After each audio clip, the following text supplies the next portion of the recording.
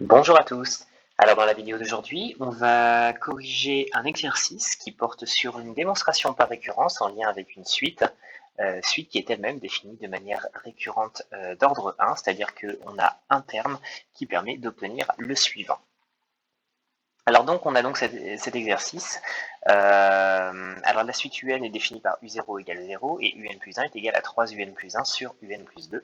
On veut démontrer par récurrence que pour tout entier naturel n, 0 est inférieur ou égal à UN qui est inférieur à 2. Alors pour commencer ça, on va faire une initialisation pour commencer. Alors c'est parti, initialisation.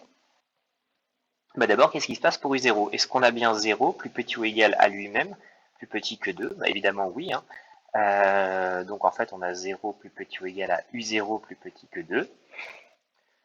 Donc la proposition est vraie au rang 0.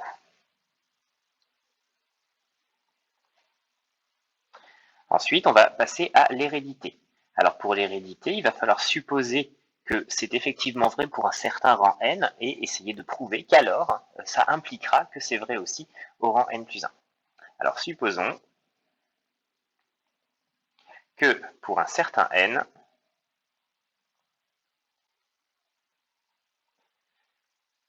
qui doit être plus grand ou égal à 0, bien sûr, plus grand ou égal à 0, on est 0 plus petit ou égal à un plus petit que 2. Voilà, on suppose que ça c'est vrai. Et on va essayer d'en obtenir la même chose pour un plus 1. Alors la première idée qu'on va avoir, ça va être de faire les mêmes opérations à un, à 0 et à 2, de façon à obtenir 3 un plus 1 d'une part, un plus 2 d'autre part, puis 1 sur un plus 2, etc., jusqu'à obtenir l'expression de un plus 1. Donc on part de 0, plus petit ou égal à un, plus petit que 2. On obtient le fait que 3 fois 0, c'est-à-dire 0, est plus petit ou égal à 3 fois un, qui est plus petit que 3 fois 2, donc 6. Ensuite, on va ajouter 1 à chaque membre de l'inégalité. On obtient 1, plus petit ou égal à 3 un plus 1, qui est plus petit que 7. Ça, c'est pour le numérateur. Alors pour le dénominateur, donc d'autre part, on va repartir de la même chose. 0, plus petit ou égal à un, plus petit que 2. Bon, ça va nous donner, on va faire plus 2 des deux côtés, ça va donner, enfin des trois côtés même, 2, plus petit ou égal à un plus 2, plus petit que 4. Ce qui va donc, par passage à l'inverse, donner que 1 quart, alors attention, j'ai pris le 4 qui était ici, je vais inverser en fait toutes les inégalités, puisque la fonction inverse que je suis en train d'appliquer est une fonction décroissante. Donc 1 quart est strictement plus petit que 1 sur un plus 2, qui est plus petit ou égal à 1 demi. Alors là, j'ai deux inégalités qui sont où tout est absolument strictement positif, ce qui veut dire qu'en fait, je vais pouvoir les multiplier membre à membre. Donc en fait, je peux dire que 1 fois 1 quart, c'est-à-dire 1 quart, est plus petit strictement du coup que 3 un plus 1 sur un plus 2, qui est plus petit strictement que 7 demi, c'est-à-dire 3,5. Alors là, je me retrouve face à un petit problème parce que j'aurais voulu un encadrement entre 0 et 2. Et si j'ai bien la minoration par 0, puisque 0 est plus petit que 1 quart, ça, il n'y a pas de souci, malheureusement, je viens de démontrer que c'était inférieur à 3,5, c'est pas assez précis. Il aurait fallu que j'obtienne quelque chose plus petit que 2. Donc en fait, la méthode que je viens d'utiliser est pas très adaptée. Finalement, je ne vais pas m'en sortir avec ça.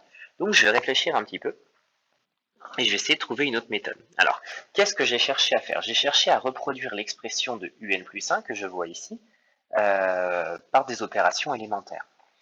Alors en fait, ce qui me gêne, c'est que j'ai dû le faire de deux manières différentes. J'ai dû le faire d'une part avec 3 un plus 1 et d'autre part avec 1 sur un plus 2, parce que le terme un apparaît plusieurs fois finalement dans l'expression de un plus 1. Alors ça ne m'intéresse pas. Donc en fait, je vais essayer de modifier un petit peu mon un plus 1 de façon à ce que un n'apparaisse qu'une seule fois. Alors, l'expression, c'est celle-ci. Donc 3 un plus 1 sur un plus 2. Alors si je voulais faire apparaître qu'une seule fois un, il faudrait que je réussisse en fait à simplifier quelque chose avec mon dénominateur de fraction qui se trouve ici. Donc ce que je vais faire, c'est que je vais introduire en fait 3 fois un plus 2. voilà, sur un plus 2. Alors on est bien d'accord que si je fais ça, 3 un plus 2 sur un plus 2, ça va donner 3, et tout va simplifier. Mais évidemment, le numérateur est faux. À la base, mon numérateur, je devais avoir 3 un plus 1. Or là, j'ai 3 un plus 3 fois 2, donc plus 6. Donc il faut que j'équilibre ça pour que ce soit bien égal à 3 un plus 1. Donc en fait, il faut que je fasse moins 5. Donc là, on peut vérifier, 3 un plus 2, ça fait 3 un plus 6, et 3 un plus 6 moins 5, ça fait 3 un plus 1. Donc j'obtiens bien mon numérateur qui se trouve ici. Donc j'ai le droit d'écrire ça. C'est égal, il n'y a pas de souci. Mais l'avantage, c'est que maintenant que je l'ai écrit comme ceci, je vais pouvoir simplifier un petit peu, puisque je vais obtenir d'une part 3 un plus 2 sur un plus 2, moins 5 sur un plus 2, et la première partie, la partie ici, va en fait se simplifier, puisque j'ai une multiplication par un plus 2 suivie d'une division par un plus 2. Donc en fait, j'obtiens 3 moins 5 sur un plus 2. Alors le fait d'avoir ça, ça va peut-être m'aider ou peut-être pas, mais en tout cas, je vais tester. Je vais essayer de faire la même méthode. Alors je sais que 0 est plus petit ou égal à un qui est plus petit que 2. Ça, c'est mon hypothèse de récurrence. Je suppose en fait que c'est vrai. Je vais essayer de trouver un plus 1, mais avec ma nouvelle formule, la formule qui se trouve ici. Alors, est-ce que je vais réussir à faire ça? Alors on y va, donc un, donc d'abord je vais faire plus 2, donc j'obtiens 2 plus petit ou égal à un plus 2 plus petit que 4.